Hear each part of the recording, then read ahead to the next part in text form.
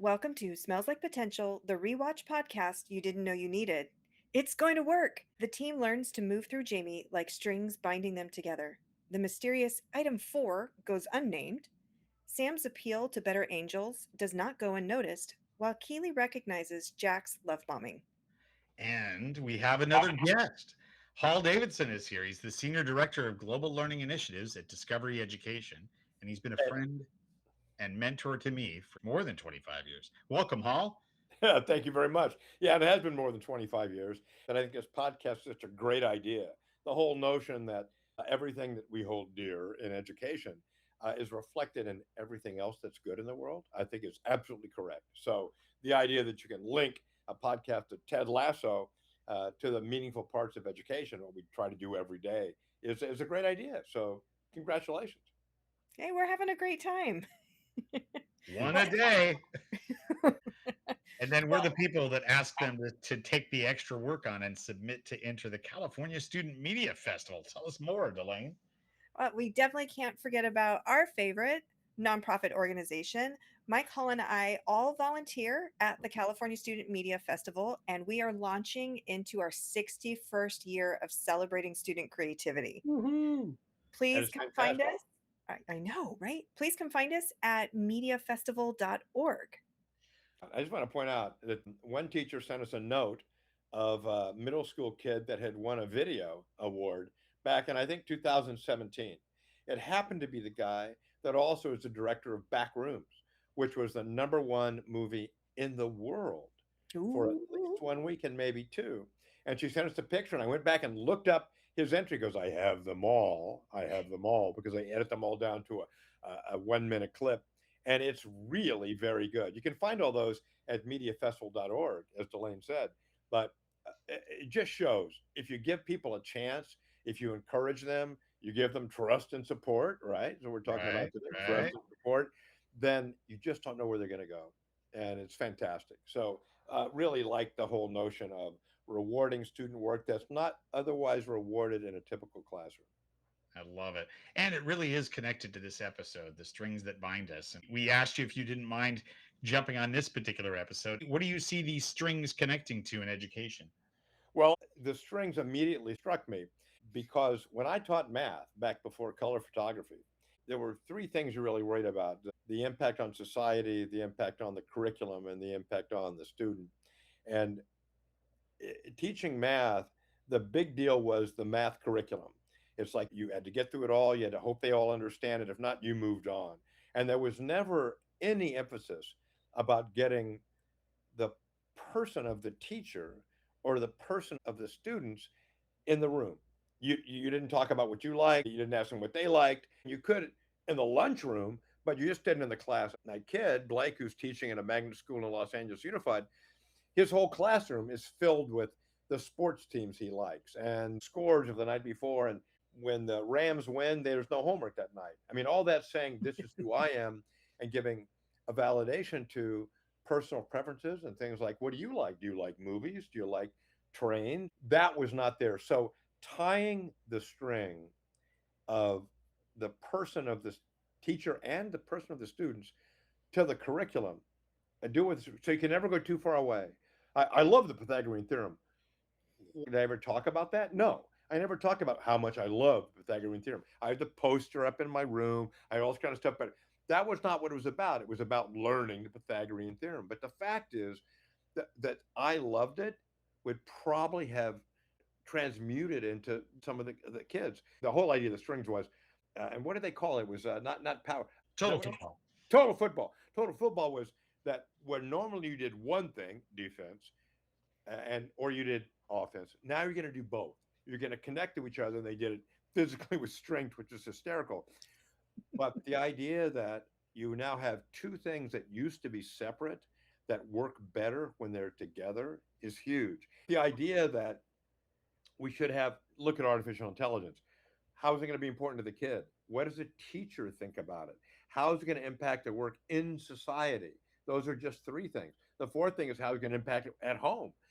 So all those strings should really come back. And the idea of total football was really that. And it seems obvious now, and it seems it's true that you mix it up in that way. We just watched the World Cup, and it was interesting to see how teams like Spain that had a strategy and they did things a certain way would kick the behinds, the Asquatch of teams like the French, who relied on a couple of individual stars and didn't have the Right. structure. They had no strings. They had strings to a helicopter. Anyway, so that's why I thought the string thing was really good. Idea that you take what normally was absolutely the given offense, defense, and the roles for offense and the roles for defense, that you absolutely are going to mix that up is terrific. I thought when they talk about it, everybody likes it, and they go, "We're going to do it this season. We're going to do it to the next game." They were This going, Saturday. what? And it's like in the old days, Mike, when we had technology initiatives, and that you were bringing us into the classroom. And I remember asking a teacher, "How many new initiatives can you do in this school year?" And they said, "Does the answer have to be a whole number?" That's really what they were doing when they were going, "Well, what? Now, what?" So that was pretty funny. So I Yeah. liked the whole string thing. To me, that was the heart of the episode. I know there's other stuff, but I like it. Yeah, I think you're right too. And I think it was a definite shift from that assembly line concept of teaching that every student is treated the same, whether they are different or not. Every Right, teacher is treated the same. Almost right, every curriculum is treated the same. Now we have a much more relational, connected idea where you bring your whole person into the classroom because kids learn best from the people that they enjoy being around. And if they know a bit more about you, then they can feel connected and feel like you know more about them. So I think you're onto something there. I think we should try this in the classroom.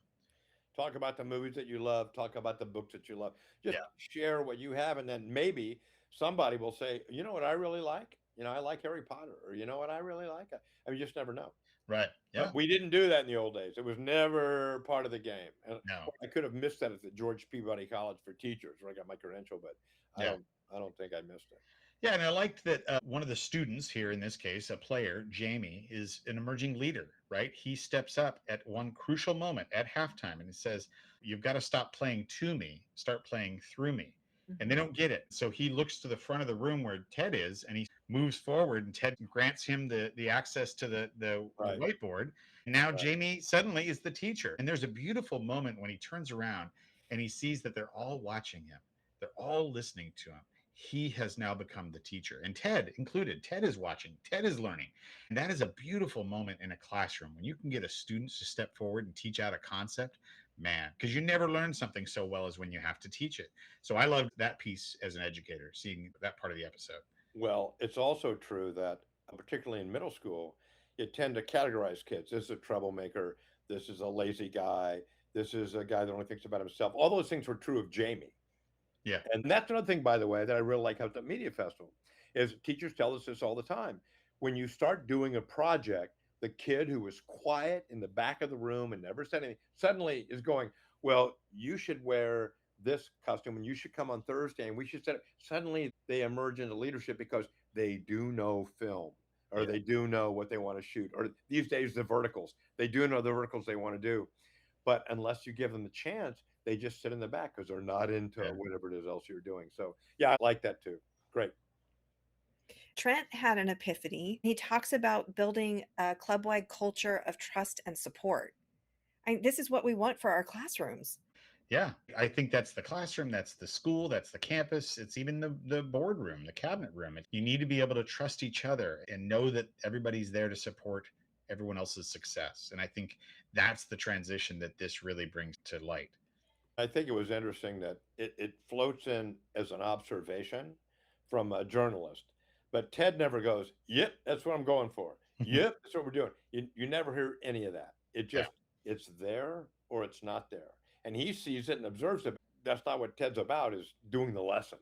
There is no rule number 4 yet. I mean, you just don't know, He's which is cool. That's the lasso way. Yeah, he's facilitating. He's making that culture so that other great ideas can come forward. At one point, he even says a lot of times the right idea is just sitting behind a couple of wrong ones. So he's willing to fail and reflect and learn from that. And we talk about that in the presentations that we give. I've seen you say it, I'm delaying you as well, that we talk about create an environment where it's safe for students to fail, right? Because failure Yeah. can be a learning environment if you create that culture to reflect on those mistakes and move forward. And it's totally necessary because if you don't have any practice failing, the first time you have a fail, you will be crushed. And it's true in corporate world and business world and college. It's called iteration, right? The idea that we iterate, and design thinking talks about the iterative process. Certainly working with AI, you can't just do one prompt and think that you're done. It's a conversation back and Yeah, forth and back and forth. right. Yeah, Yeah, you've got to learn that resilience. We also see some politics creeping into this episode, and we are looking at an instance about immigrants. Sam attempts to speak to the better angels of a specific politician, and it does not turn out well. It was very hard watching Sam have a meltdown because this is one of our more positive, aside from Danny, thinkers. For him to say it's yeah, not worth it Yeah. was yeah. really, really difficult. So It's for me, it's just another lesson that never go on social media. I don't do social media. The trouble with social media is nobody forgets. And I just want to say, as somebody that started teaching in 1971, thank God they didn't have cameras back in the old days. Thank God nobody looked at my old notes and said, good God. But the idea is you can't say stuff even now, even the simplest, clearest stuff can be misinterpreted, and people will bash on you just because they want viewers, just because they want to have eyeballs. So you really you cannot win by doing that. So I don't. I think it's an interesting thing that now in schools they're banning social media. There are countries that are banning social media for kids of a certain Australia. age. Australia, and I think it makes total sense. The cell phone, mobile phone, which for a lot of us was this amazing magic box, and it still is, got sort of corrupted, maybe too strong a word, but it was seen as a revenue stream by a lot of the companies that are now big in tech. When that happened, it all sort of went south. So now you've got all these people on social media, and he's a perfect example that he's a nice guy, and it's very personal to him. That's why it's so nice at the end when everybody comes in and picks it up. Kind of a little weepy at that. Yeah. It was all great. Oh, They for And I, sure. yeah, Ola had some nice words of wisdom for Sam.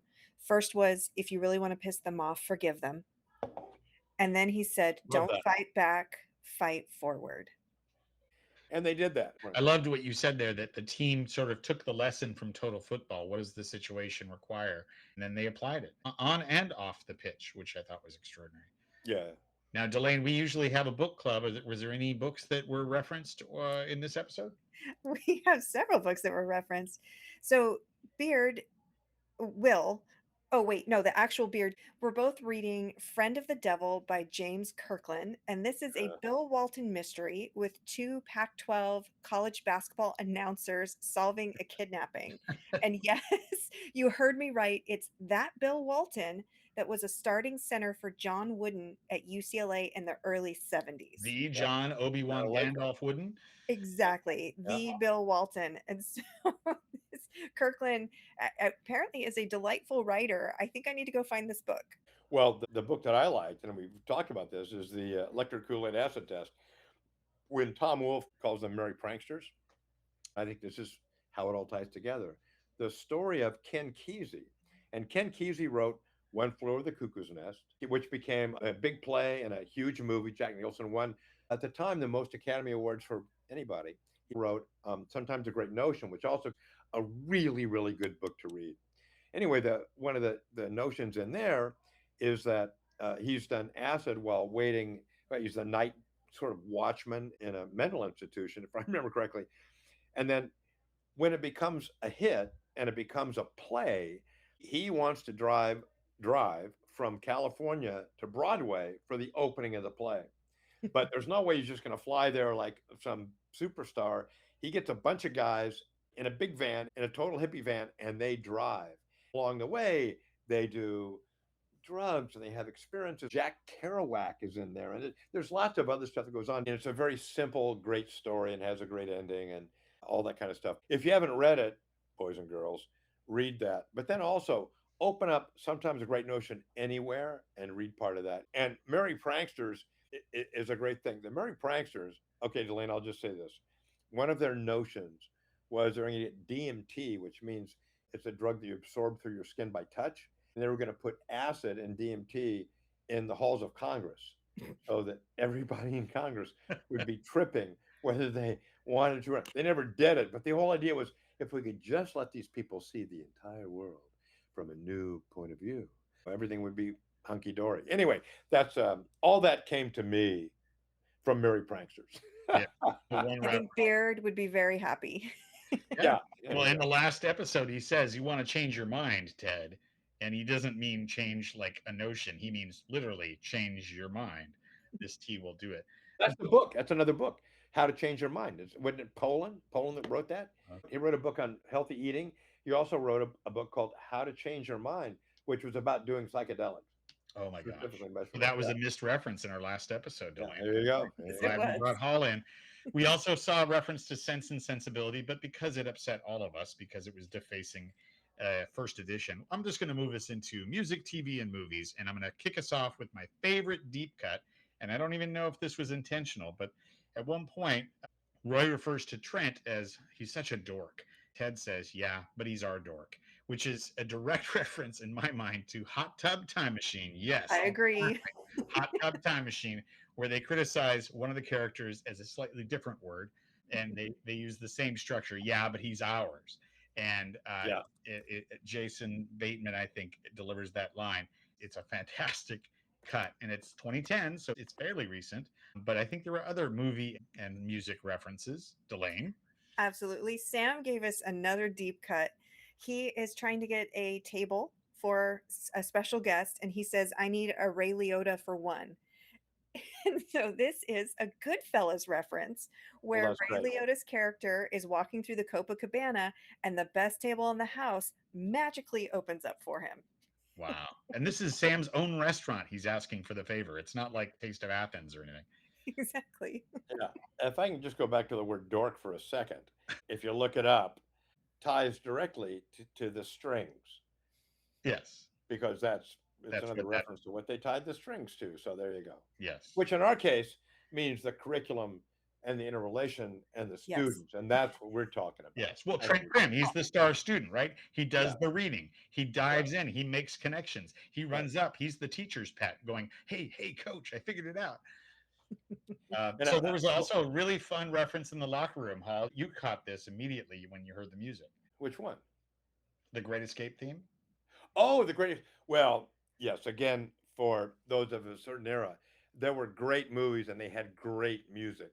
And The Great Escape, which is a movie, the graphic of which was Steve McQueen on a motorcycle, Jumping which over a fence. fantastic, jump over a fence. And not everybody got out. Not Yeah. everybody got out.